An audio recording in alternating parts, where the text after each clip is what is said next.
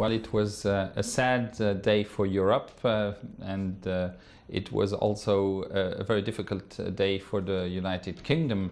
But I think that we now have to stay calm, assess the situation, because the process of the exit of the UK is going to be a long one.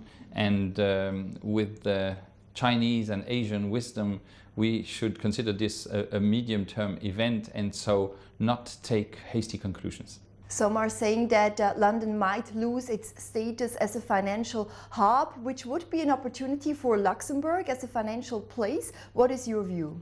My view is very simple. Luxembourg and London have been working closely together for a long time, and the goal of Luxembourg is not to take away business from London, but is to continue to do business with London. Luxembourg is a top European financial and banking center. In fact, about 6 big Chinese banks are set up in the Grand Duchy. How will the financial cooperation with China develop given Brexit? China has already chosen Luxembourg as a hub for the internationalization of the Renminbi. We are leading in the field of investment funds denominated in Renminbi. We're also #1 in listing dim sum bonds. I think this tendency will grow, and probably other players from China will look into Luxembourg and take advantage of the fact that we are at the heart of the European single market and also at the heart of the Eurozone. The Asian Infrastructure Investment Bank held its first annual meeting over the weekend in Beijing. Luxembourg is the first non-Asian country to become a founding member. What are some of the next big tasks for the AIIB and Luxembourg? The AIIB is making quick progress, and at the first governor meeting that took place this weekend, we could already greet the fact that 4 projects were launched.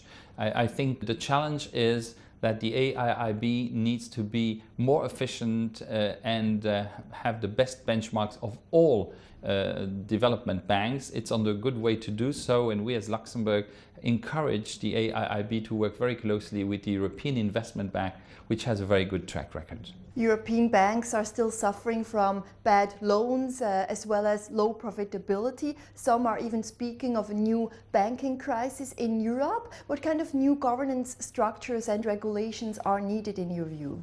I think that Europe has the most modern framework for bank regulation. We did the banking union at the end of 2013. It is now in place.